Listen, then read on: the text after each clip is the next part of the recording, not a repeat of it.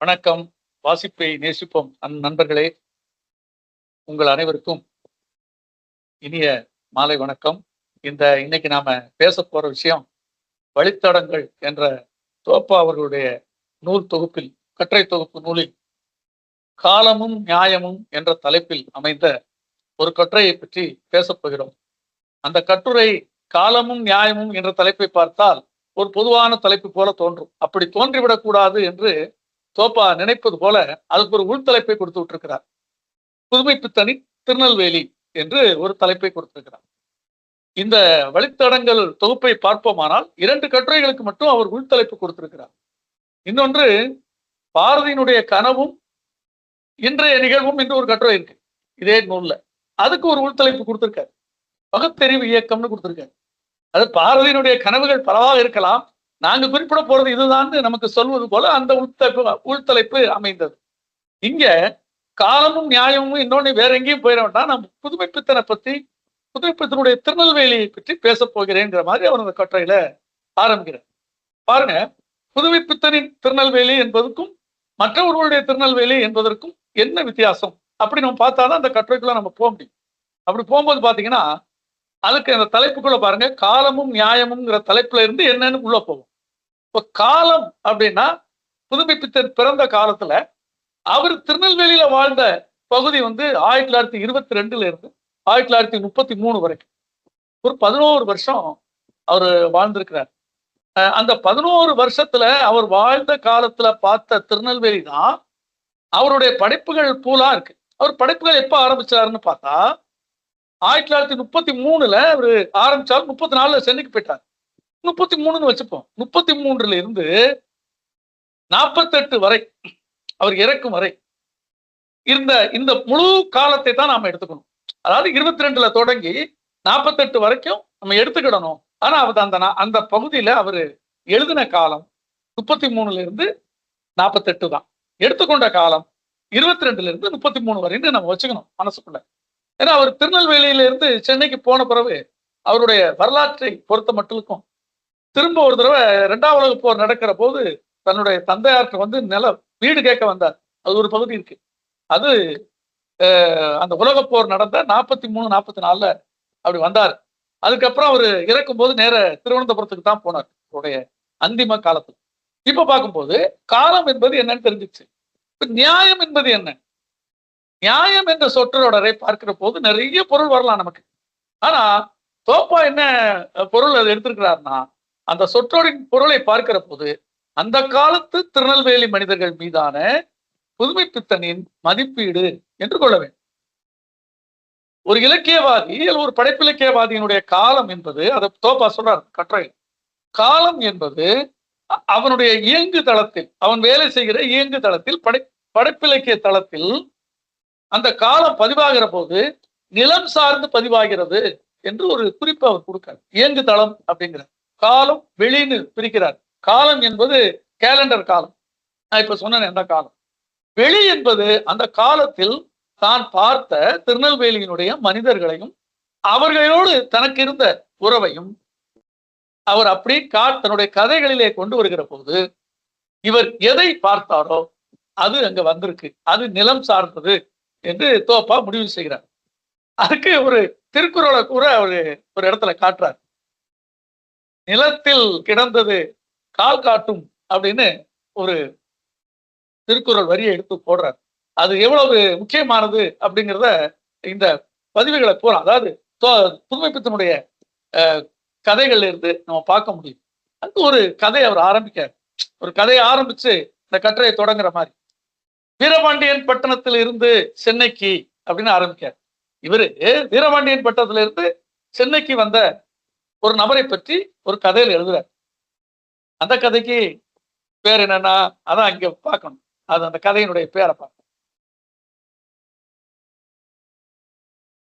சுப்பையா பிள்ளையின் காதல்கள் அப்படின்னு அந்த கதையில உள்ள சுப்பையா பிள்ளை தாம்பரம் ஸ்டேஷன்ல ஏறி அவர் வேலை பார்க்கிற பீச் ஸ்டேஷன்ல போய் பக்கத்துல இருக்கிற ஆபீஸுக்கு டெய்லி போயிட்டு வர்றவர் அந்த மின்சார வண்டியில.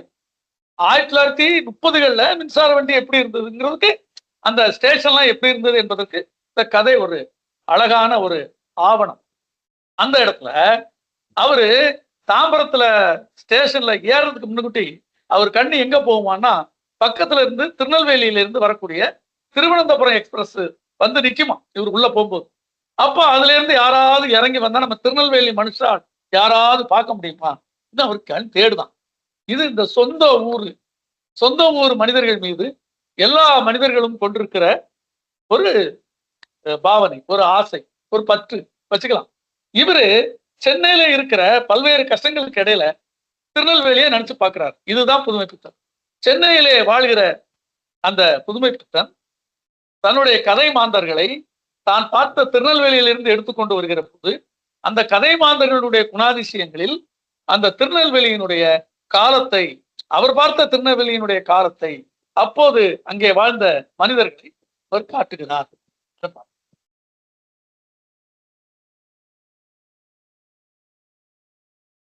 இப்போ அந்த படைப்பில் இயக்கிய காலத்தை எடுத்துக்கொள்ள வேண்டும். 1933 இருந்து 1948 வரை உள்ள அந்த படைப்பிலக்கிய காலம் புதுமை பித்தனுடைய இயங்கு காலம். இயங்கு வெளின்னு பரமேஸ்வரன் குறிப்பிடுறார்கள் அல்லவா, அந்த வெளி.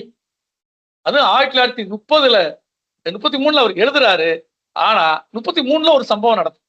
என்னன்னா 1930 காந்தி சட்டமறிப்பு இயக்கத்தை தொடங்கி 3 ஆண்டுகள் நடத்தி 33 முடிச்சார். அது முடிச்சுக்கிட்டார். அவர் முடிக்கிற நேரம் புதுமை பித்தன் எழுத தொடங்குகிற காலம். அப்போ இந்த தேசியவாதிகள் தங்களுக்கென்று ஒரு பத்திரிகை நடத்தி கொண்டு வந்தாங்க, மணிக்கொடி. அது பாரதியோட சிஷ்யர் வாரா, சொக்கலிங்கம், இன்னும் சில நண்பர்கள் சேர்ந்து அந்த மணிக்கொடி பத்திரிகையை நடத்தி வந்தாங்க. அதுல இவர் கதை எழுத ஆரம்பிச்சார்.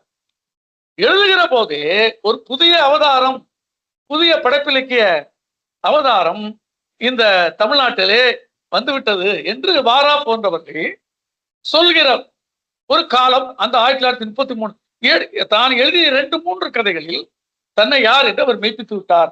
இவங்க தொடர்ந்து இவங்களுக்கு ஊக்கம் கொடுக்கும் போது இவர் நான் சென்னைக்கே வந்துருந்தேங்கிறார். சென்னைக்கு வந்து விட்டால் சென்னையில் வாழுகிற நிலைமை இல்லை என்று இந்த பத்திரிகைக்காரர்களுக்கு தெரியும். அதைத்தான் வாரா சொல்றார், நீ வர வேண்டாம், அங்கே இருந்துக்கோ அப்படின்னு. ஆனாலும் திடுதுப்புன்னு ஒரு நாள் குதிச்சிட்டார். சென்னையினுடைய வாழ்க்கை, இவர் வறுமையோடயே வாழ்ந்திருக்கிறார் என்பது அவருடைய வரலாற்றுல பதிவாகுது. அப்போ என்ன செய்ய முடியும்? அவருக்கு எங்களுடைய வாழ்க்கையை, எங்களுடைய பசியை பகிர்ந்து கொள்வதை தவிர எங்களுக்கு அவருக்கு உதவுவதற்கு ஏதும் இல்லைன்னு வாரா சொல்றார். அப்படிப்பட்ட ஒரு விதமான ஒரு வறுமை தோய்ந்த காலம். இலக்கியவாதிகள் சோத்துக்கு வழி இல்லாம இருந்த காலத்துல இவர் இலக்கியம் படைக்க வந்தார். அது 1933. காந்தி என்ன பண்ணாரு? அந்த சட்டமறுப்பு இயக்கத்தை கைவிட்டு விட்டு நாடு முழுக்க ஒரு பிரயாணம் பண்ணார். அதாவது தேசத்தை புனரமைப்பது, தேச நிர்மாண வேலைகளில் இறங்குவது. முக்கியமாக அவருக்கு தெரிகிறது நான் எங்க கைய வைக்கணும் அப்படின்னு. அது ஹரிஜன முன்னேற்றம், குறிப்பா தீண்டாமை ஒழிப்பது. இந்த மாதிரி இயக்கத்துல அவர் இறங்கி வரார். அப்படி ஒரு பயணமாக அவர் தமிழ்நாட்டுக்கும் கொஞ்ச நாள் இருந்தார். அது ஒரு முக்கியமான காலம். ஒரு புதுமை பித்தனுடைய கதைகள்ல அங்க இந்த காந்திய கருத்துக்கள் பதிவாவதற்கான காரணம் இந்த காந்தியினுடைய இயக்கத்தில் ஒரு தீவிரத்தன்மை குறைந்து தேச நிர்மாண வேலை என்று புதிய புதிய கருத்துக்களாலே அவர் மக்களை ஈர்த்த காலம் ஒன்று. இப்படி போய்கிட்டு இருந்தது. பலபடியும் அந்த அந்த காங்கிரஸ் இயக்கம் ஒரு தீவிரத்தை காட்டுகிறது. எப்போ? உலகப்போரின் போது, உலகப்போர் நடக்கிற போது, அது 1942. அந்த உலகப்போர் ஒரு பக்கம் நடந்துகிட்டு இருக்கும் போது ஆகஸ்ட் கிளர்ச்சியை காந்தி ஆரம்பிச்சு விடுறார். இரண்டாம் உலகப்போர் என்பது இந்த நாட்டில், குறிப்பாக தமிழ்நாட்டில் என்ன மாற்றங்களை மக்களிடையே கொண்டு வந்தது என்பதை திருநெல்வேலி அந்த மனிதர்களை வைத்து புதுமை பித்தன் சொல்கிறார். இது 2வது விஷயம். 3வது, காந்தி மறைவு. அது 1948 ஜனவரியில காந்தி இறக்கிற போது அவர் பூனாவில் இருந்தார். அதாவது தன்னுடைய படைப்பிலக்கியத்தை ஒரு பக்கம் உதறிவிட்டு சினிமாவுக்கு போன புதுமை பித்தன் அங்கிருந்து வந்தாரு, திருவனந்தபுரம் போனாரு. இறந்து விட்டார். சோ காந்தி இறந்து ஒரு 6 மாத காலத்துல புதுமை பித்தன் இறந்து விட்டார். இந்த புள்ளிய தோப்பா தொடல. நான் ஏன் தொடறேன்னா, அதற்கப்புறம் புதுமை பித்தன் வாழ்ந்திருந்தால் ஒரு புதிய பாரதத்தினுடைய, அதாவது விடுதலை பெற்ற புதிய பாரதத்தில் என்ன நடந்தது என்பதை பலபடியும் தன்னுடைய படைப்பிலக்கியத்தால் அவர் சொல்லி இருப்பார். அப்போது பல்வேறு பரிமாணங்கள் இப்ப இதுவரைக்கும் அவர் சொல்லாததெல்லாம் அவர் சொல்லியிருப்பார்னு எனக்கு தோணுச்சு. ஆனா என்னெல்லாம் சொன்னாரு இந்த காலத்துக்குள்ள, இந்த அரசியல் காலத்துக்குள்ள? சுயமரியாதை இயக்கத்தை பத்தி சொல்றாரு. நமக்கு ஒரு பெரிய விஷயம் தெரியும். நம்ம ஈவேரா அவர்களை பெரியார் என்று அழைத்தது யார்? எப்போது அழைத்தார்கள்? அவரை பெரியார் என்று அழைக்கலாமா என்று இப்போது கூட சர்ச்சை போய் கொண்டிருக்கிறது அல்லவா? ஒரு ஒரு கதையில் புதுமை பித்தன் அவரை ஈவே ராமசாமி பெரியார், ஈவே சொல்ல மாட்டாரு, ராமசாமி பெரியார் என்று சொல்கிறார். இது ரொம்ப ஆச்சரியமானது. அவர் இந்த நாத்திக கொள்கையை அங்கங்கே கிண்டல் அடிப்பார், சுயமரியாதை இயக்கத்தை கிண்டல் அடிப்பார். ஆனால் பெரியாரை குறிப்பிடுகிற போது ராமசாமி பெரியார் என்று தன்னுடைய கதையிலே அவர் குறிப்பிடுகிறார். இது ஒன்று. அப்போ காங்கிரஸ் விடுதலை பெறுவதற்கு முன்பே இந்த சட்டமன்றத்துக்குள்ளே நுழைகிறது, நீதி கட்சி போட்டியாக நுழைகிறது. இந்த சமாச்சாரங்கள், இந்த அரசியல், அங்கங்கே இருக்கக்கூடிய அந்த பாராளுமன்ற அரசியலை நோக்கி காந்தியர்கள் உள்ளே நுழைவதை பற்றி விமர்சனமும் புதுமை பித்தனிடம் வருகிறது. அது அங்கங்க கம்யூனிஸ்ட் இயக்கங்களை பற்றி, தொழிற்சங்கங்களை பற்றி, அவர்கள் நடத்திய வேலை நிறுத்தங்களை பற்றி எல்லாம் அந்த காலத்தில் நடந்திருந்தாலும் இவருக்கு ஒரு சில கதைகளில் பகடி மட்டும் இருக்கு. தொழிற்சங்கங்களை பற்றி பகடி இருக்கிறது, கம்யூனிஸ்ட் இயக்கத்தில் சேர்ந்தவர்களை பற்றிய ஒரு பகடி இருக்கிறது. என்ன பகடி என்றால், அவர்கள் மீது இவருக்கு நம்பிக்கை இல்லை. அந்த கோணத்திலே அவர் பகடி செய்கிறார். அப்புறம் உலகப்போர், 2ஆம் உலகப் போரினுடைய மாற்றம், பொருளாதார மாற்றம் என்ன கொண்டு வந்தது அப்படின்னு சொல்றத, அந்த அரசியல் காலம் தான் புதுமை பித்தனுடைய படைப்பிலக்கிய காலம். இதை தோப்பா எப்படி பார்ப்பாரு அப்படின்னா, அவர் வாழ்வியல் காலமாக பார்க்காரு. அதை பார்ப்போம்.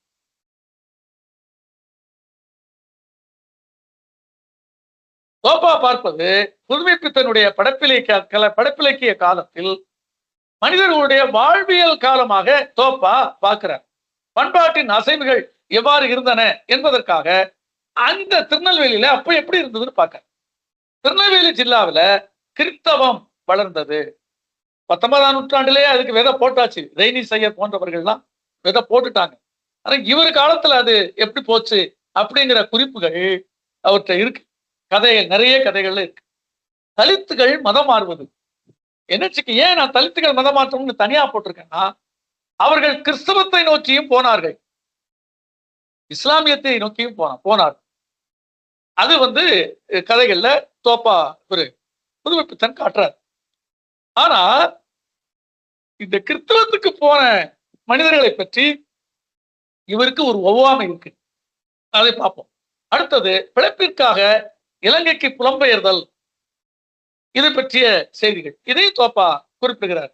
நகரங்களுக்கு இடம்பெயர்தல், இந்த இடம்பெயர்தலை தோப்பா சொல்றது எப்படின்னு பார்த்தோமானால், இந்த முதலாளித்துவம் வளர்ந்த பிறகு ஜாதிகள் வர்க்கமாகிற பார்வை, அங்க இருக்கிற இடைஜாதி அல்லது அங்க இருக்கிற ஒரு தலித்திய பட்டியல் இனத்தை சேர்ந்தவர்கள் வெள்ளக்காரன் காலத்துல அவன் தந்த சில மாற்றங்களால் ஒரு தொழிலாளி வர்க்கம் என்ற புதிய வர்க்கத்துக்குள்ளே போய் பட்டறைகள் ஆரம்பிக்கிறாங்க, ஒர்க் ஷாப் ஆரம்பிக்கிறாங்க.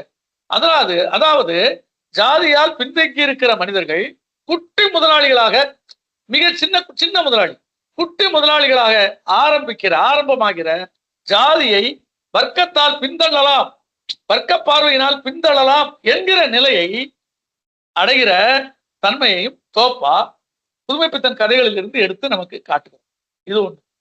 அடுத்தது, இந்த நான் ஏற்கனவே சொன்ன முதலாளித்துவத்தினுடைய ஆரம்பம் இந்த வேகம், அதாவது நாகரிகத்தில் அந்த பிரிட்டிஷ் ஆட்சி, காலனி ஆட்சி வீழ்கிற போது அது முதலாளித்துவத்தினுடைய ஆரம்பத்துல வருது. சாதி வர்க்கமாகிற பார்வை வருகிறது. ஆனா புதுமை பித்தன் சாதி வர்க்கம் ஆகலைங்கிறதையும் தன்னுடைய கதையில சொல்றார். இன்னைக்கு நாம பாக்குறோம், இன்னைக்கு நான் இந்த கட்டுரைக்கு வெளியே போய் சொல்லக்கூடிய ஒரு வார்த்தை, 60கள் வரைக்கும் அல்லது 65 வரைக்கும் நிலம் சார்ந்த உறவுகள் இருந்து கொண்டிருக்கிற போது, நிலத்தில் மனிதர்கள் வேலை செய்து கொண்டிருக்கிற போது ஜாதி வர்க்கமாகக்கூடிய வாய்ப்பு இருந்தது. வர்க்கமாகிறது என்ற ஒரு கவனத்தில் கீழவெண்மணி சம்பவங்கள் போன்றன நடந்தன. ஆனால் மனிதர்கள் போய் இப்போ வயக்காட்டுக்குள்ள எந்திரங்கள் வந்த பிறகு ஜாதி ஜாதியாவே இருக்கு, வர்க்கம் என்பது மறைந்து விட்டது என்று நாம் இங்கே குறிப்பிட வேண்டும். இப்போது சாதி தான் இருக்கு. இப்போ இந்த நேரத்துல முதலாளித்துவத்தினுடைய அடுத்த கட்டமாக நகரமயமாக்கம் போய்விட்டது. உலகமயமாக்கமாக நகரத்தை நோக்கி மக்கள் நகர்கிற போது ஜாதி அந்த நகர்மயமான இடங்கள்ல மட்டும் ஜாதி தெரியவில்லை. ஆனால் கிராமங்களில் இன்றும் அந்த பழையபடியும் வயல்ல இருந்து நிலத்துல இருந்து மனிதர்கள் போன பிறகு அவங்க வர்க்கமா இல்ல, பலபடியும் ஜாதியா தான் இருக்காங்க என்பதும் தெரிகிறது. இத புதுமைப்பித்தனுடைய பார்வையில தோப்பா சொல்றார். கடந்த அரை நூற்றாண்டு காலத்தில் நிலங்கள் பெரிய சைவ வேளாளர்கள் பிராமணர்கள் புதுமைப்பித்தன் காலத்துல அவங்க கிட்ட நிலம் இருந்தது.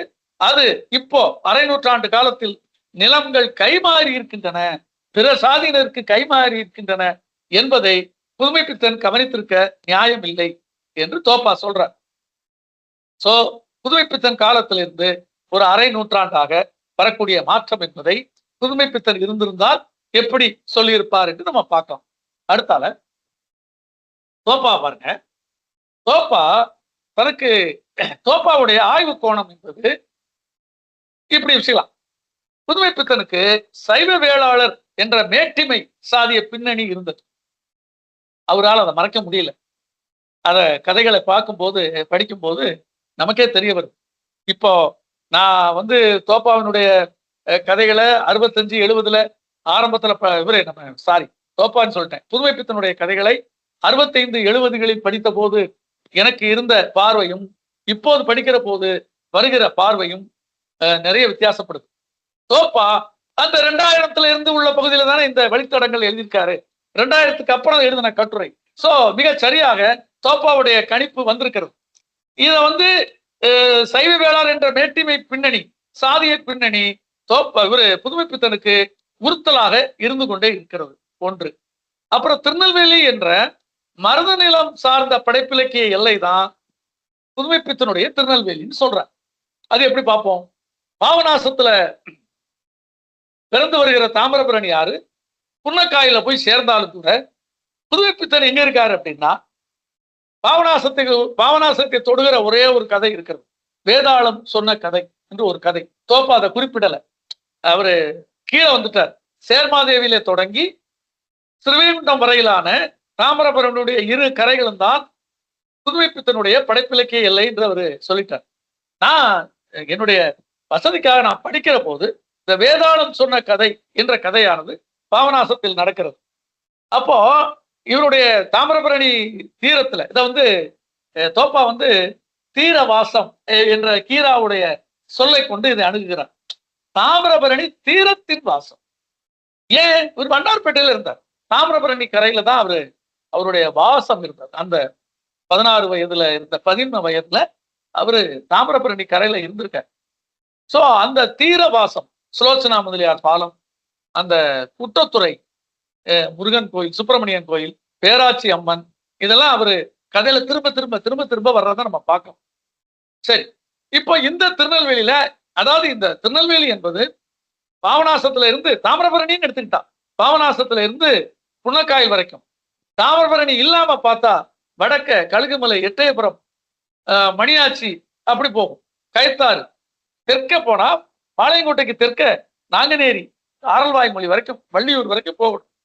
ஸ்ரீகுண்டத்துக்கு கிழக்க போனா ஏரல், தெந்திரிப்பேரை, ஆழ்வார் திருநெல்வேலி, திருச்செந்தூர் வரைக்கும் போகும். அப்போ அன்றைக்கு ஒருங்கிணைந்த திருநெல்வேலி ஜில்லா என்பது புதுமைப்பித்தனின் படைப்பிலக்கிய எல்லை அல்ல. தோப்பா சொல்வது போல சேர்மாதேவியிலிருந்து தொடங்கி ஸ்ரீவைகுண்டத்தில் முடிகிற எல்லை. இந்த எல்லையில என்ன? தாமிரபரணியினுடைய 2 கரைகள். இந்த நிலங்கள் தாமிரபரணி கரையில் உள்ள இந்த 2 கரைகளிலும் இருந்த நிலங்கள் பண்ணையார்கள் என்று சொல்லப்பட்ட பிராமணர்களிடமும் சைவ வேளாளர்களிடம் தான் இருந்தன. ஆகவே இந்த நிலங்களை பற்றி, நிலங்கள் சார்ந்த மனிதர்களை பற்றி கதை சொல்கிற போது தவிர்க்க முடியாத ஒரு நிலையில் சைவ வேளாளர் என்ற மேட்டிமை ஜாதிய பின்னணி புதுமைப்பித்தனிடம் வந்திருக்கிறது ஒன்று. இந்த மருத நிலம் சார்ந்த நிலைக்கு வெளியே இருந்தவர்கள், கயத்தாறுலையோ கழுகுமலையிலையோ இங்க தெற்க பாளையங்கோட்டைக்கு தெற்க நாங்குநேரியிலையோ இருந்த ஆட்களை, மனிதர்களை, நாங்குநேரி ரெட்டியார்னு சொல்றாரு. அதே மாதிரி நம்ம கயத்தாறு கடம்பூர் இந்த பக்கத்துல இருந்த தெலுங்கு வடுகர்கள், நாயக்கர்கள்னு சொல்றோம் இல்லையா, அவர்கள், இவர்களை பற்றியெல்லாம் புதுமைப்பித்தனுடைய பார்வையில் இந்த மனிதர்கள் வரவில்லை என்று தோப்பா குறிப்பிடுகிறார். அது உண்மை. ஏன் அவர் அந்த எல்லையில உள்ள மனிதர்கள் அவருக்கு தெரியாதா? தெரியுங்கிறார் தோப்பா. இவருடைய கண்கள், தோப்பா என்ற படைப்பிலக்கியவாதியின் கண்கள் மிகவும் கூர்மையானவை. அதை அவர் கண்டு கொண்டிருப்பார். ஆனாலும் வரல. இது ஒண்ணு. இது தோப்பாவே சொல்ற ஒரு பகுதி. அப்படி பார்க்கும் போது இந்த வேற என்ன ஜாதியை பற்றியான ஒரு அணுகுமுறை இருக்கு அப்படின்னு பார்த்தா, கோனாரை பற்றி சொல்கிறார், நாடாரை பற்றி சொல்கிறார். அதுக்கப்புறம் அத ஒரு கட்டுமானத்தை காட்டுகிறார். அந்த கதைகளை பாத்தீங்கன்னா, கோயில், கிழக்கை பார்த்த கோயில், இது நிறைய கதைகள்ல வருது. தோப்பா ஒரே ஒரு இடத்துல இருந்து எடுத்து போட்டிருக்காரு. நான் படிச்சு பார்த்ததுல நிறைய கதைகள்ல வருது. ஒரு கிழக்கை பார்த்த ஒரு சிவன் கோயில் ஒன்று பலதாக இருக்கு. பழைய கோயில் என்று அடிக்கடி சொல்லுவார். இடிஞ்சு விழுகிற நிலையில இருக்கிற கோயில்னு சொல்றாரு. ஏன்னா இந்த காலனி ஆட்சி வந்த பிறகு அந்த கோயிலை கவனிப்பது என்பது ஒரு விதமான பின்னால போயிருக்கு. அதாவது பெருந்தெய்வ கோயில் வழிபாடு என்பது அந்த இடத்துல ஒரு தொய்வு நிலையை எட்டி இருக்கிறது என்பதை நாம் புரிந்து கொள்ள முடிகிறது. சோ கிழக்கை பார்த்த கோயிலை ஒட்டிய ஒரு அக்கரகாரத்துக்கு அப்புறம் வேளாளர் வீதி, அதுக்கப்புறம் மறவர் பகுதி, அதற்கப்புறம் இடையர்கள், அதற்கப்புறம் குளம் வந்துடும், ஏரிக்கரை வந்துடும். ஏரிக்கு அந்த பக்கம் பரச்சேரி என்கிறார். அதாவது இந்த நிலம் சார்ந்த நில உடைமையாளர்களுக்கு நிலத்தில் வேலை செய்கிற தொழிலாளர்களான இந்த பள்ளர்கள், ஆனா பள்ளர்கள் என்று புதுமைப்பித்தன் குறிப்பிடாமல் பறைச்சேரி என்றே சொல்லி வருகிறது. அதை பற்றி கொஞ்சம் அடுத்தால பார்ப்போம். அந்த அடுத்தால சொல்ல போறோம். இந்த பள்ளர்கள் இப்போதைக்கு வச்சுக்கணும். சோ இந்த தாழ்த்தப்பட்ட தலித்து தொழிலாளர்கள், தலித்து இனத்தை சேர்ந்த தொழிலாளர்கள் இந்த நில உடைமையாளர்களுக்கு பக்கத்திலும் இருக்க வேண்டும். தீண்டாமை, தீண்டப்படுகிற எல்லைக்கு வெளியேவும் இருக்க வேண்டும், புழங்குகிற எல்லைக்கு வெளியேயும் இருக்க வேண்டும். ஆகவே இந்த கிராம அமைப்பு என்பதை தோப்பா புதுமைப்பித்தனிடமிருந்து எடுத்து காட்டுகிறார் தன்னுடைய கட்டுரை. சிவன் கோயில், அதை ஒட்டி அக்கரகாரத்துக்கு அடுத்தால ஒரு வளைவு திரும்பியவுடன் வேளாளர் வீதிகள், அதற்கு பிறகு மறவர்கள் பகுதி, அதுக்கப்புறம் இடையர்கள், அப்புறம் ஏரிக்கரை, அப்புறம் சேரி என்று சொல்கிறார். சரி, இந்த சேரி என்று வருகிற போது இந்த திருநெல்வேலி மாவட்டத்து நிலங்களில் வேலை செய்த தொழிலாளிகள் பள்ளர்கள் என்று அழைக்கப்படுகின்ற தேவேந்திர குல வேளாளர். இப்ப அப்படிதான் நம்ம சொல்றோம். இத தோப்பா எப்படி காட்டுறாரு? நம்ம புதுமைப்பித்தனுடைய படைப்புகள்ல இந்த ஜாதியை பற்றி இல்லை, இந்த ஜாதியை பற்றி அவர் சொல்லவே இல்லை. இந்த தாழ்த்தப்பட்ட இனங்கள் என்றால் பறையர்கள், பறச்சி, பறைய சேரி என்றே சொல்லி வருகிறார். இதை என்னால் புரிந்து கொள்ள முடியவில்லை என்று தோப்பா சொல்றார். நாம படிக்கிற போது சேரி என்றால் பறையர்கள் தான் என்று ஏன் புதுமைப்பித்தன் நினைத்துக் கொண்டிருக்கிறார் என்பது தெரியவில்லை என்று தோப்பா சொல்வது போலவே எனக்கும் அதை அடையாளமிட்டு தெரிந்து கொள்ள முடியவில்லை. ஆனால் பள்ளன் என்ற பெயரை ஓரிரண்டு கதைகளிலே அவர் சொல்கிறார். அந்த கதையில உள்ள அந்த இடத்த நான் இவர் தோப்பா ஒரே ஒரு இடத்துலதான் இருக்குன்னு சொன்னாரு. நான் இன்னும் 2 கதைகள்ல பார்த்தேன். அந்த கதைகளை ஒரே ஒரு சின்ன பகுதி.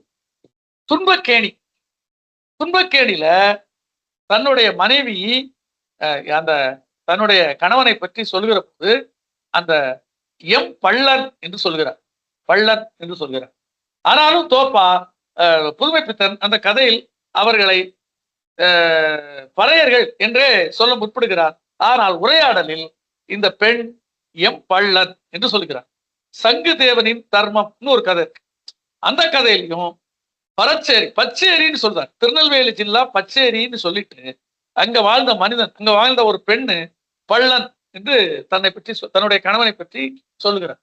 ஆக பள்ளன் என்ற வார்த்தை வருகிறது ஓரிரண்டு கதைகளில். நான் பார்க்காமல் போன கதைகள் இருக்கலாம்ல, பார்த்த கதைகள் என்றால் ஓரிரண்டு கதைகளிலே பள்ளர் என்ற இனத்தை பற்றி சொன்னாலும் தோப்பா சொல்வது போலவே இந்த வாழ்வியல் பின்னணியில் பார்த்தால் பறையர்கள் என்றே அவர் தாழ்த்தப்பட்ட மக்களை சொல்லுகிறார்.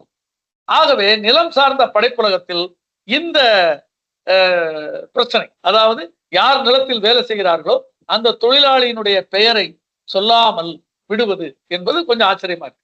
அப்புறம் இந்த காலம் காலனி ஆட்சி வீழ்ந்து கொண்டிருக்கிற காலம், புதிய முதலாளித்துவம் வருகின்ற காலம். ஆகவே அந்த மனிதர்கள் அந்த பாதையிலும் போவார்கள் என்பதற்காக அந்த புலம்பெயர்ந்த பகுதிகளை சொல்றார்.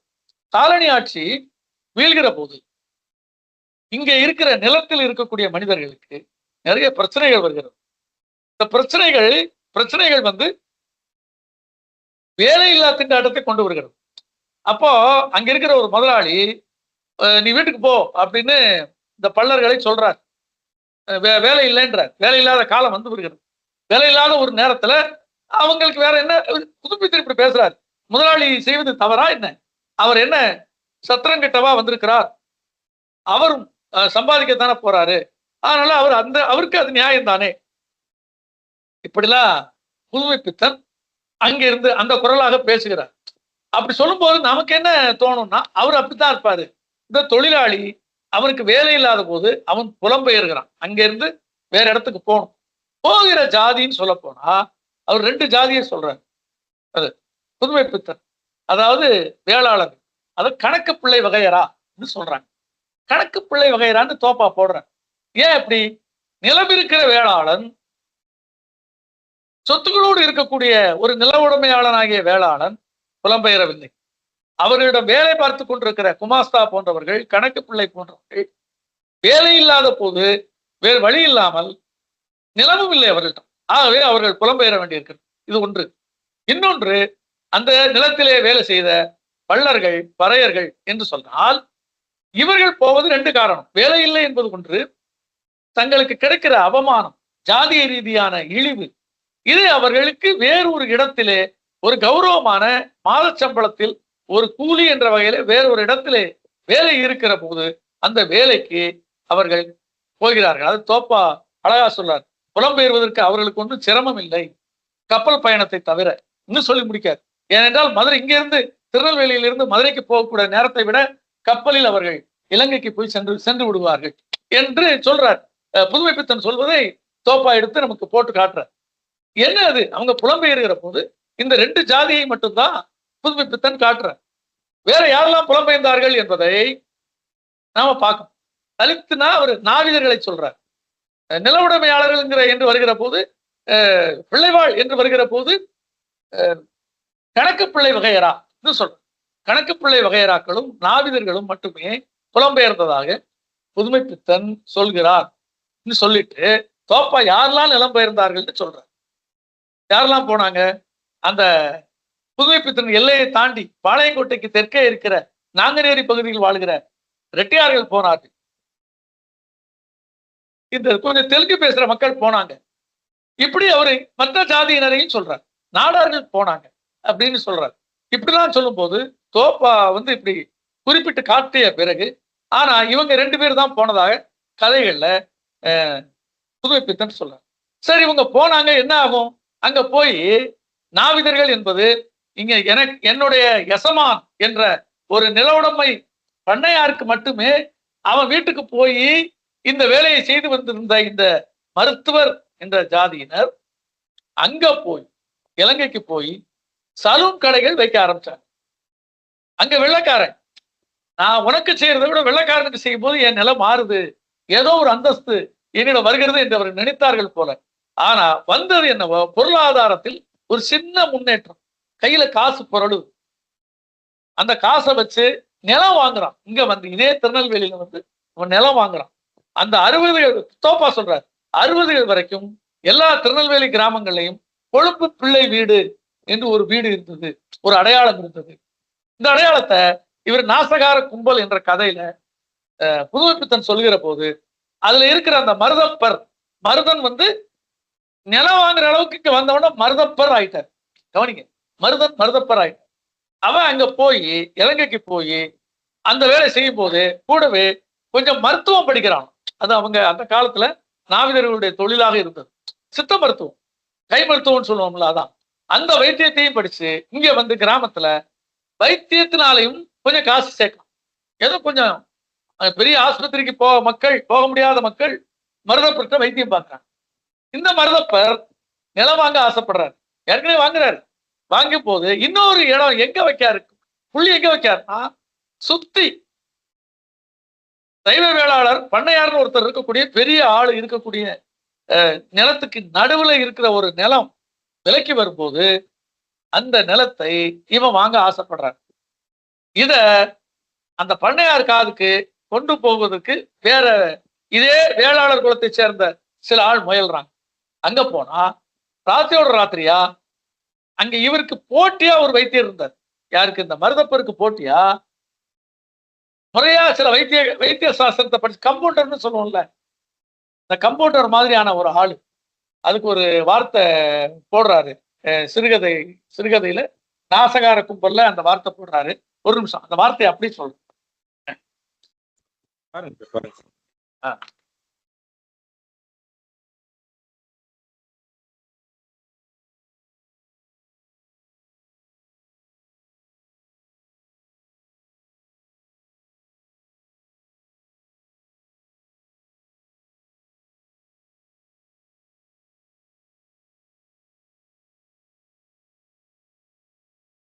விஸ்வநாத பிள்ளை, டாக்டர் விஸ்வநாத பிள்ளைங்கிறவரு இந்த பிள்ளை வாழ்ல ஒரு வைத்தியரா இங்க வந்து உட்கார்ந்து இருக்கான்.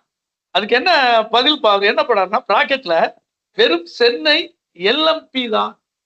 நம்ம இந்த ஆர்எம்பின்னு இப்ப போடுறோம், ரெஜிஸ்டர்ட் மெடிக்கல் பிராக்டிஷனர் அப்படின்னு சொல்லி இப்ப போடுறோம். நம்ம கம்பவுண்டர்கள் தான் அப்படி போட்டுக்கிறாங்க, ஏதோ கொஞ்சம் படிச்சிருப்பாங்க போலுக்கு. இது எல்எம்பின்னு போடுறாரு. இந்த மெடிக்கல் பிராக்டிஷனர்ங்கிறது தெரியுது, எல் என்பது என்னன்னு தெரியல, அது தெரியல. போட்டுட்டு இதுக்கு இந்த ஊருக்கு வராரு, திருநெல்வேலி ஜில்லாவுக்கு. அங்க இருந்து சென்னையில இருந்து பிடிச்சு பாளையங்கோட்டைக்கு பக்கத்துல, பாளையங்கோட்டைக்கு தெற்க இருக்கிற ஒரு அழகிய நம்பியாபுரங்கிற கிராமத்துக்கு வந்துட்டு என்ன சொல்றாரு பாருங்க, அந்த வார்த்தை போடுறாரு. ஒரு நிமிஷம்.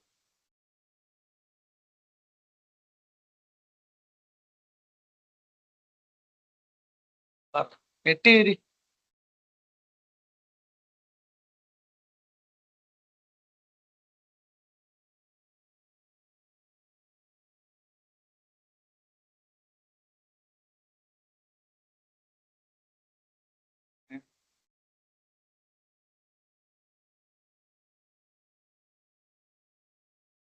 நெட்டீரியா மெடிக்கா அப்படிங்க.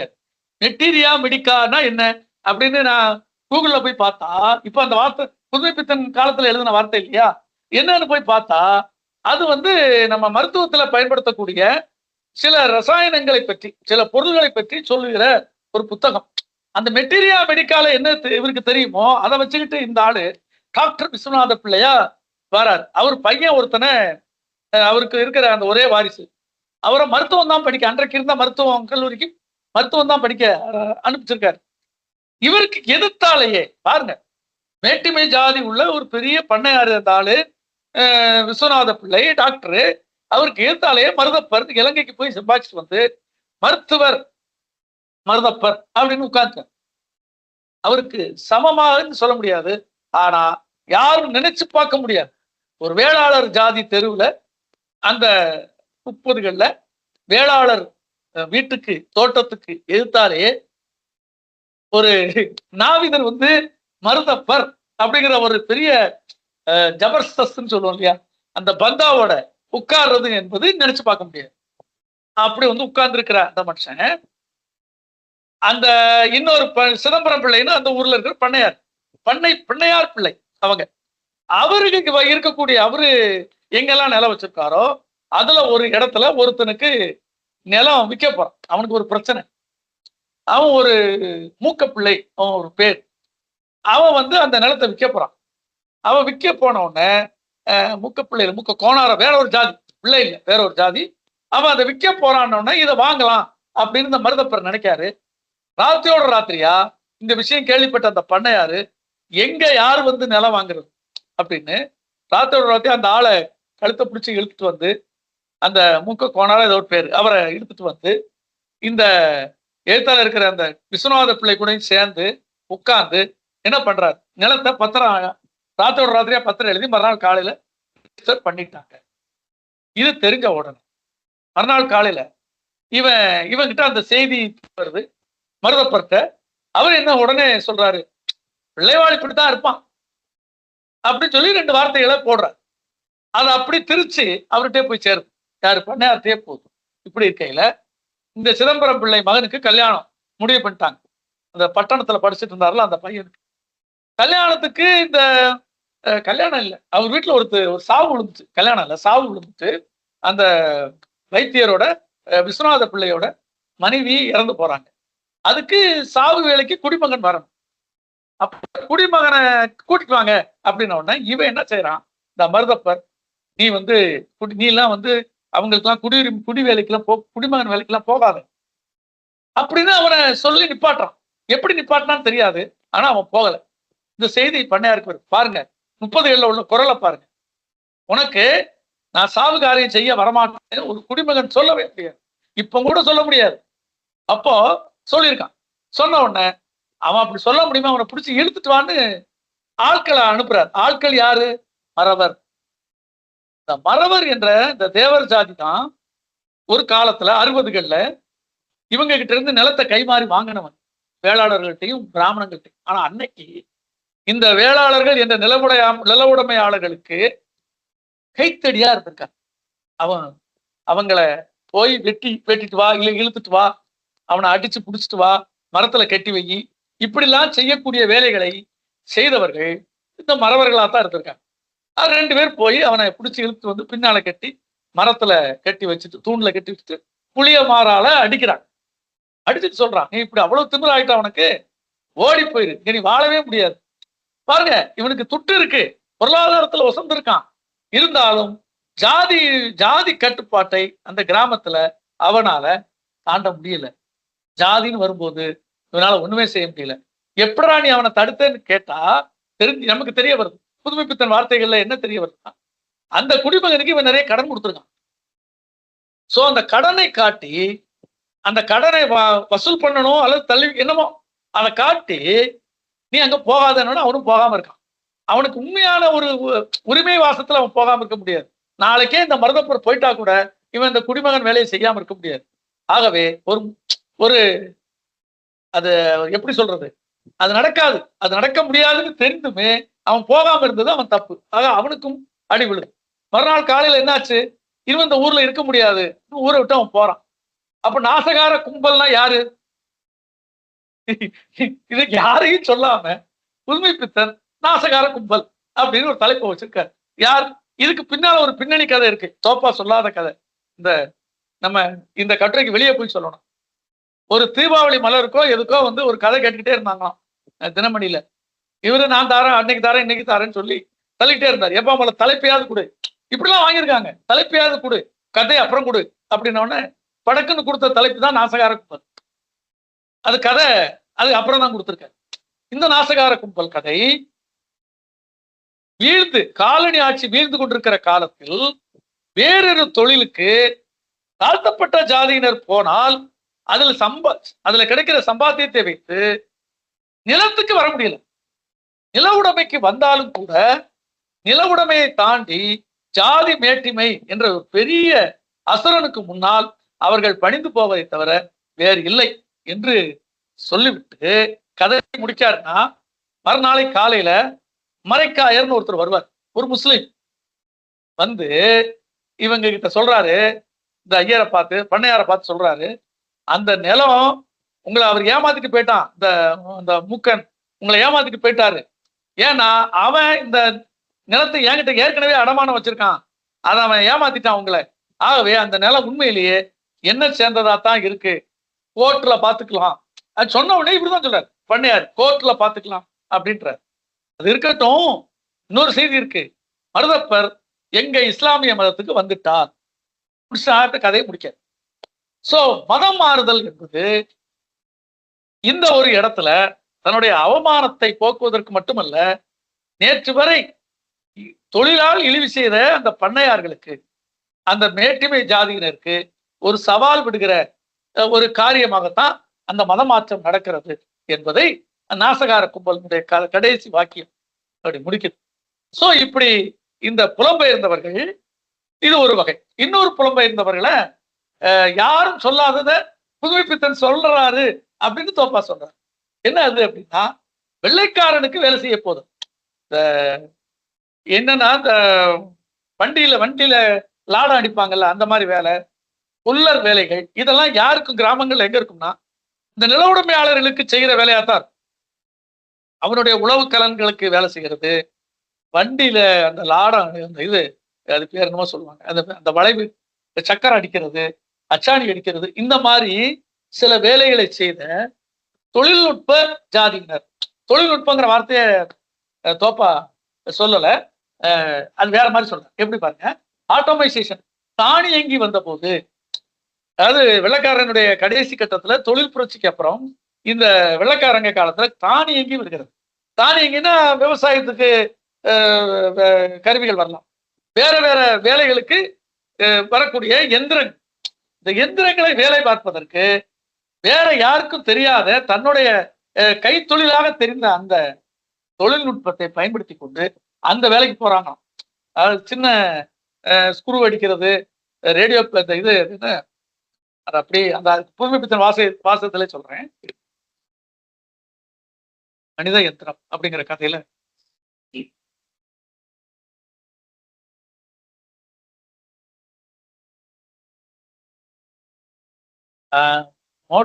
தோப்பாவே அதை எடுத்து போட்டிருக்காரு.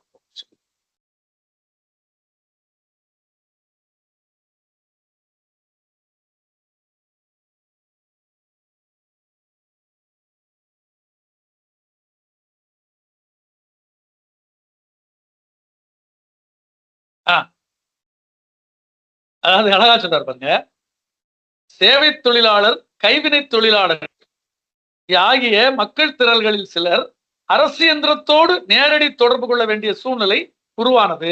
செருப்பு தைக்கும் தொழிலாளர்களில் தமிழ் பேசும் செம்மான் இப்படி சொல்றாரு.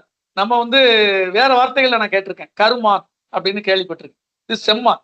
செம்மான் என்ற பிரிவினர் ஆங்கில படைகளுக்கும் பின்னர் போலீஸ் துறைக்கும் தேவைப்பட்டவர்கள் ஆனார்கள். என்ன அவங்க செஞ்சு கொடுத்தாங்க? அவங்க குதிரைக்கு புல் அறுத்து கொடுக்கும் சாக்கில் இடையர்கள் போனார்கள். அப்படியே முதல் உலக போருக்கு பின் தானியங்கிகளின் பெருக்கம் அதிகரித்த போது பாரம்பரியமான தொழிலுடைய கிராமத்து கொல்லாசாரிகள் அப்படின்னு சொல்ல, கொல்லாசாரிங்கிற கொல்லாசாரிகள் கிராமங்களில் அரிவாள் அடித்து கொடுப்பதிலும் வண்டிப்பட்டை, இந்த பட்டையைத்தான் நான் சொல்ல மறந்தேன், வண்டிப்பட்டை செய்வதிலும் ஈடுபட்டவர்கள் தானியங்கிகளை பழுது பார்க்கும் பட்டறைகளை நகரங்களில் நிறுவி ஓரளவு சம்பாதித்தார்கள் சொல்ற தோப்பா. இத புதுமைப்பித்தன் தன்னோட கதையில காட்டுற.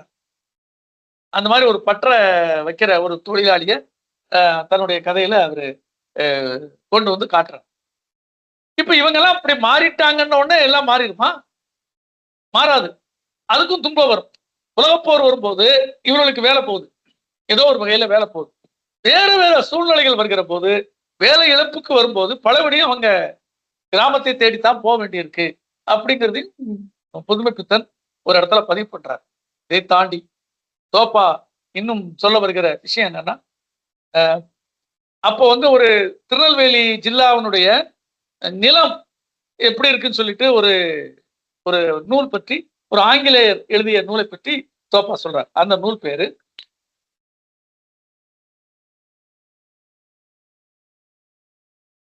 நூல் பேரப்பா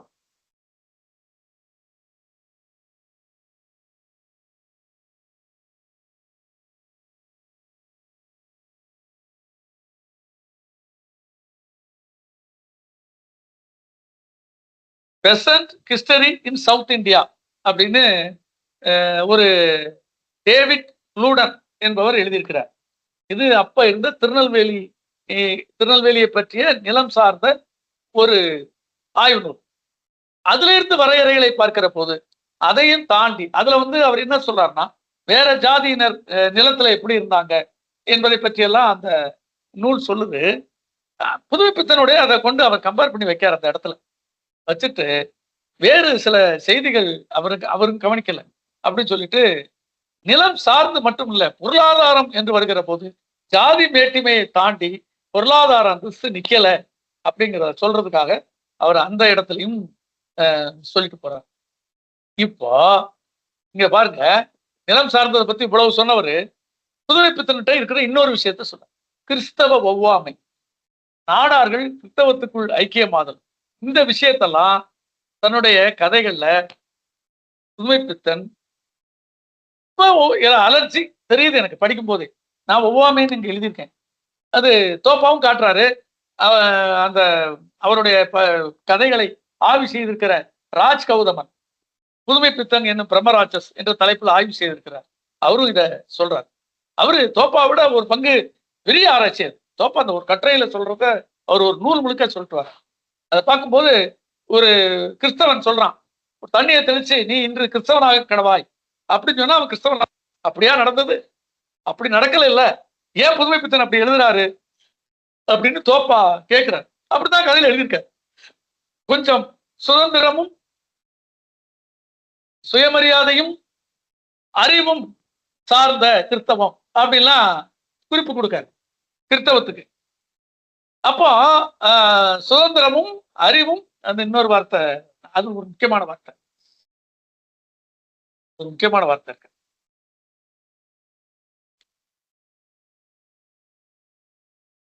சற்றே சுதந்திரமும் அறிவும் கொடுத்த கிறிஸ்தவ மதம் அப்படின்னு சொல்லிட்டு இன்னொரு இடத்துல சுதந்திரமும் சிறுமை புத்தியும் அறிவும் அப்படின்னு சொல்றாருங்க புதுமைப்பித்தன். அது தோப்பா எடுத்து காட்டுறார். சிறுமை புத்தி என்ன, அவங்களுக்கு சிறுமை புத்தி இருந்தது? அப்படி என்ன மற்றவர்கள் அவங்க பெருமையான புத்தியில வாழ்ந்தாங்க அப்படின்னு நம்ம சொன்னா கதைகள்ல அதை காட்டணும்ல. கிறிஸ்தவரானவனுக்கு என்ன சிறுமை புத்தி இருந்ததுன்னு நான் அந்த 2-3 புதுமைப்பித்தன் மதம் மாறினவங்களே கதைகள், ஒரு அம்பிங்கிற ஒரு பிராமண பையன் மதம் மாறினான், அது ரொம்ப ஆச்சரியமா இருக்கு. அது ஒண்ணு. அப்புறம் இந்த மாதிரி தலித்துகள் மதம் மாறுறது, அவங்க எங்கேயுமே சிறுமை புத்தினால மதம் மாறுற மாதிரி தெரியல. அப்ப சுதந்திரத்தை கொடுத்தது, அறிவை கொடுத்தது, சிறுமை புத்தியும் கொடுத்ததுன்னு புதுமைப்பித்தன் தன்னுடைய பார்வையில எழுதியிருக்காரு. அது கிறிஸ்தவத்தின் மேல் இருக்கிற அந்த ஒவ்வாமை, அதாவது நான் சைவ வேளாளர் என்ற மேட்டிமை புத்தி தான் அது. ஏன்னா ஒரு கதையில கோர்ட்ல நிக்கிறான் ஒரு தாழ்த்தப்பட்ட ஆளு, தாழ்த்தப்பட்ட ஆள் இல்ல, ஒரு பிள்ளைவாளே நிக்கிறான். ஆனா அவன் திருடன், ஒரு திருட்டு கேஸ்ல உள்ள கொண்டு வந்து வச்சிருக்காங்க. குற்றவாளி கூட்டுல நிக்கிறான். நீதிபதி ஸ்தானத்துல இருக்கிறது நாடார், தேவை இறக்க நாடார், கிறிஸ்தவத்துக்கு மாறின நாடார். அவருக்கு இயல்பிலேயே சைவ வேளாளர்னு பிடிக்கல. அவன் அவனை கொண்டு வந்து குற்றவாளியில குண்டுல நிப்பாட்டியாச்சு. என்ன குற்றம் செஞ்சான்னு பார்த்தா, குதிரை இருக்கு இல்லையா, அந்த வயசான குதிரை, அது நோய்வாய்ப்பட்ட குதிரை, அதை வண்டியில ஏத்தி ஓட்டியிருக்கு. அப்போ இது ஒரு குற்றம்னு சொல்லி பிடிச்சு கொண்டு வந்து வச்சிருக்காங்க போலீஸ்ல. இப்போ நீ மிருகங்களை, நீ நோயற்ற குதிரையை நீ துன்பப்படுத்தி இருக்கிறாய் அப்படின் போது உன் பேர் என்னன்னு கேட்கிறாரு நீதிபதி. நான் சொல்லமுத்து பிள்ளை அப்படின்னா, பிள்ளை என்ன பிள்ளை, கூண்டுல ஏறியாச்சுல்ல, சொல்லமுத்துன்னு சொல்லு. பாருங்க, இது ஒரு கிறிஸ்தவ நீதிபதி சொல்வது போல. அது மட்டும் இல்ல, இவன் இந்த காரணத்தினால ஏறி இருக்கான்னு தெரிஞ்ச உடனே இந்த தேவை இறக்க நாடாருக்கு நீதிபதிங்கிறத தாண்டி இது எப்பயாவது வன்மையா இந்த ஆளை தண்டிச்சு போடணும், இந்த வெள்ளாளனை தண்டிச்சிடணும் அப்படின்னு நினைக்கிற மாதிரி புதுமைப்பித்தன் சொல்றார். அவனுக்கு கிறிஸ்தவம் படிப்பை கொடுத்திருக்கிறது, அவனுக்கு கிறிஸ்தவம் பதவியை கொடுத்து விட்டது. அந்த பதவியில் இருந்தாலும் இப்படி சிறுமை புத்தியில இருக்கான்னு சொல்றாரு புதுமைப்பித்தன். இது நம்மால நம்ப முடியுமா? புதுமைப்பித்தனுடைய இந்த முகத்தை தோப்பா அந்த வார்த்தையை, புதுமைப்பித்தன் போட்ட வார்த்தையை எடுத்துக்கொண்டு வச்சுட்டாரு. நான் அந்த கதையில போய் பார்த்தேன். ஒரு குற்றவாளி அந்த குற்றத்தை விசாரிக்க வேண்டிய பதவியில் இருப்பவன் விசாரணை முடியும் அவனுக்கு தண்டிக்க வேண்டும் என்ற ஒரு மனப்பான்மையோடய அவன் பேரை கேட்கிறாங்கிறது ரொம்ப கொடுமையா இருக்கு. அது கதையில பதிவாயிருக்கு. அப்படி கிறிஸ்தவர்கள் இருந்தார்களா அப்படின்னு நம்மளை கேட்க வைக்கிறது. அந்த வனையேறக்கூடிய அந்த சாணார்கள் தங்கள் சாதி இழிவை போக்குவதற்காக புராட்டஸ்டன்ட் மதத்துக்கு மாறினாங்க. அவங்க மாறினது ஒரு ஒவ்வாமையாக இவருக்கு தெரிஞ்சிருக்கு. சரி, அடுத்தால அது புதுமைப்பித்தன் இன்னும் கொஞ்சம் ஒரு அடி ஸ்டெப் போறாரு. அவங்க கேட்கிறாரு, எதுக்காக நீ இந்த குதிரையை, அப்படி நோயாளிப்பட்ட குதிரையை நீ அப்படி பயன்படுத்தலாமா? ஐயா, வயிற்றுக்கு வழி இல்லை, ஏதோ ஒரு வயிற்று பாட்டுக்கு கொஞ்சம் வேலைக்காக அதை பயன்படுத்திட்டேங்க, இனிமே நடக்காதுயா, என்ன மன்னிச்சிருங்க ஐயாங்கிறான். உனக்கு எப்படி மன்னிப்பு தர முடியும் அப்படின்னு கேட்க இவன் ரொம்ப கெஞ்சுதான், காலில் விழாத குறை அவ்வளவு. ஐயா, ஒரு 10 நீதிபதி இருக்காங்க போக்கு, ஒரு நீதிபதிகளுடைய குழுதான் அதை விசாரிக்க. இவரு நடுவுல இருக்காரு, தேவை இருக்க நட. ஐயா, துறமார்களா என்ன மன்னிக்கணும் ஐயா, நான் இனிமே செய்ய மாட்டேங்கான்னு அவன் சொல்றான். மன்னிப்பே கிடையாதுன்னு தண்டனை கொடுக்குறாரு. தண்டனை கொடுத்துட்டு அதுக்கே வழி இல்லாம இருக்கான். சோத்துக்கே வழி இல்லாதவனுக்கு ஒரு 10 ரூபாய் என்னமோ போட்டு தண்டனையை போட்டுட்டு இதை கட்டலைன்னா 6 மாசம்னு சொல்றான். சொல்லிட்டு போயிட்டான். போயிட்டு ராத்திரி போய் கோயில போய் கும்பிட்டுட்டு ராத்திரி தொழுறான். கர்த்தராகிய இயேசு கிறிஸ்து எனது பாவங்களை எல்லாம் மன்னிக்க வேண்டும். இப்படி இப்படி சொல்வது போல அந்த கதை முடியுது.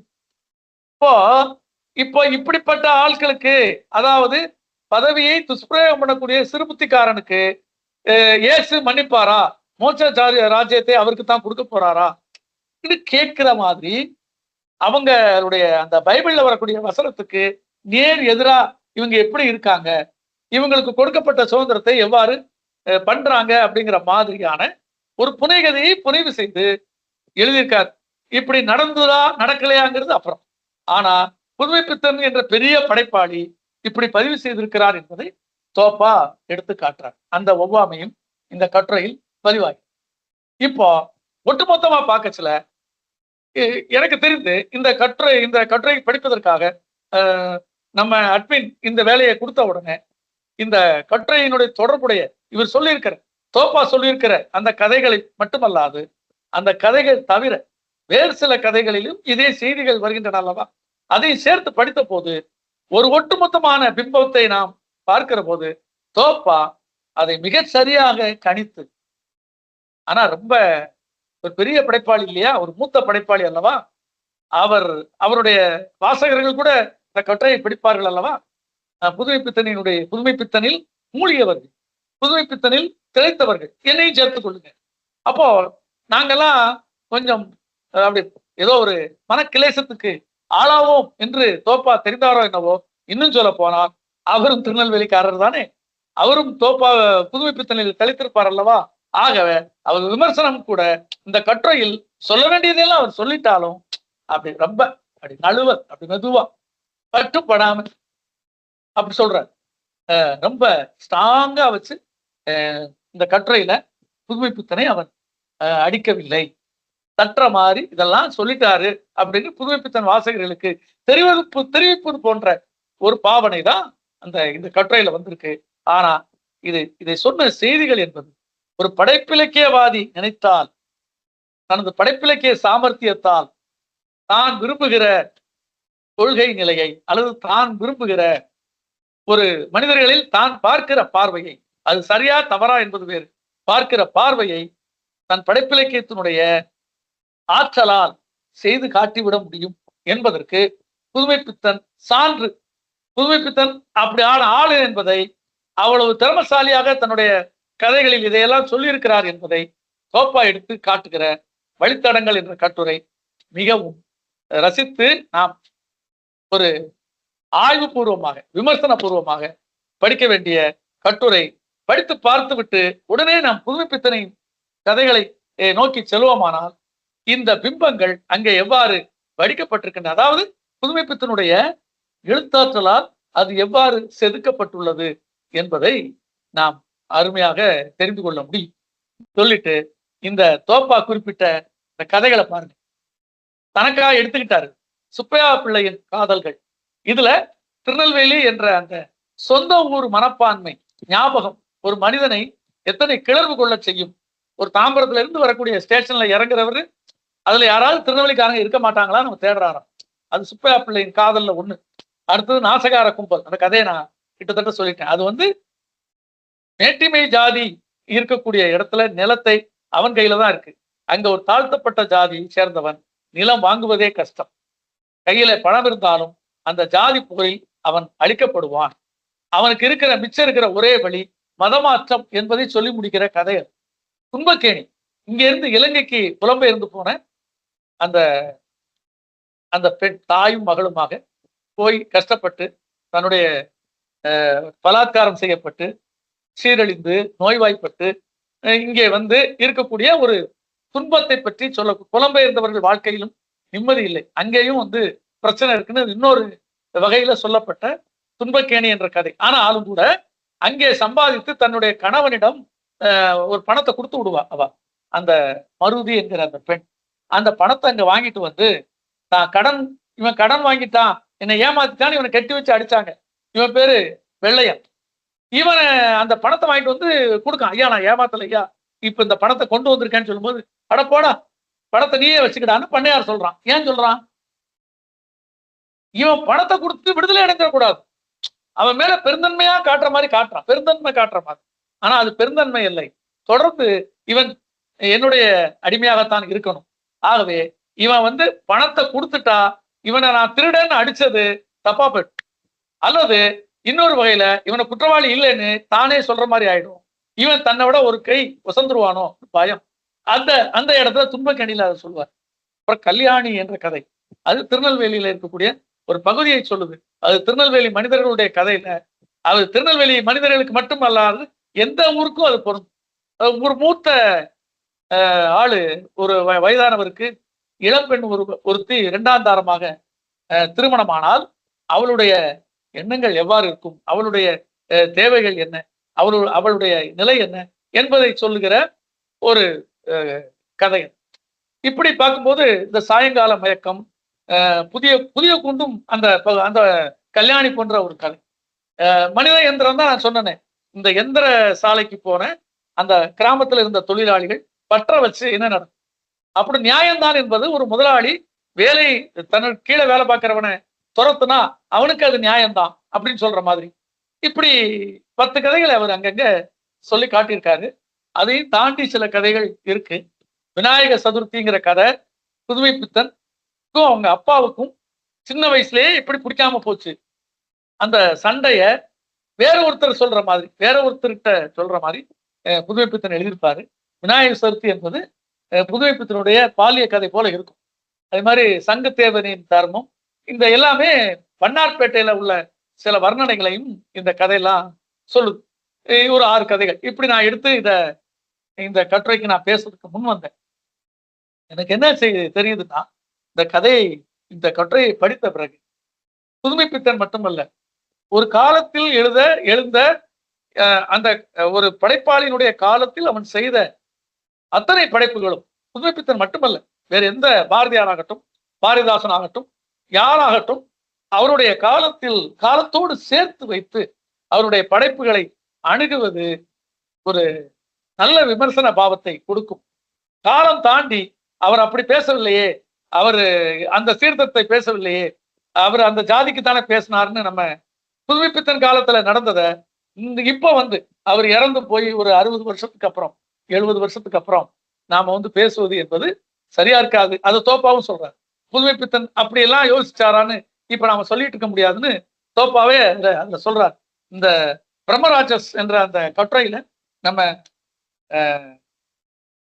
ராஜ் கௌதமன் சொல்ற ஒரு வாசகத்தோட நான் இந்த பேச்சை முடிக்க போறேன். அது புதுமை பித்தனை பற்றி ஒரு சரியான ஒரு சொல்றாரு பாருங்க.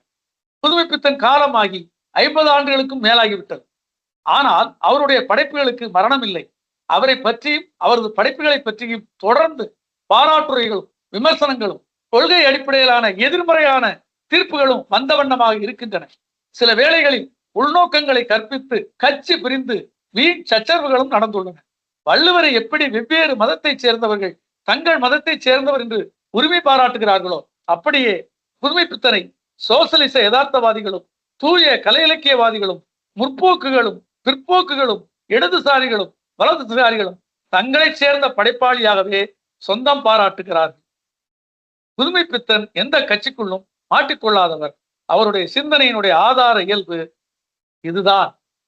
அவர் காலத்திய ஏகாதிபத்திய வல்லாண்மை கருத்துக்கள், சோசலிச கருத்துக்கள், கலை இலக்கியம் பற்றிய புதிய விமர்சன கருத்துக்கள், ஏகதேச பற்றிய பேசிய இந்துத்துவ கருத்துக்கள், பெரியாருடைய கருத்துக்கள், காந்தியின் கருத்துக்கள், ஆச்சார சீர்திருத்த கருத்துக்கள், சித்தர் மரபில் வந்த சிந்தனைகள், சைவ வேளாள தாக்கங்கள், கீழே மேலே நாத்திக கருத்துக்கள் ஆகிய அனைத்தும் அவரை வெவ்வேறு அளவுகளில் பாதித்தன அப்படின்னு சொல்லிட்டு, ஆனா அவர் எதுலையுமே சிக்கல, தன்னுடைய பார்வையை மட்டும் சொன்னாரு.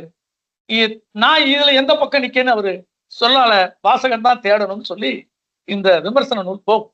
ஆகவே புதுமை பித்தன் என்ற ஒரு படைப்பாளி கால பின்னணியில், அவர் வாழ்ந்த நிலத்தினுடைய உறவு பின்னணியில், அவர் வாழ்ந்த பகுதியினுடைய ஜாதிய பின்னணியில், எல்லா விதமான நோக்கங்களிலும் ஒரு பண்பாட்டு அசைவாக தோப்பா சொல்லியிருக்கிற இந்த கட்டுரையை பேச எனக்கு வாய்ப்பளித்த கதிரவனுக்கு நன்றி கூறி முடித்துக் கொள்கிறேன். வணக்கம்.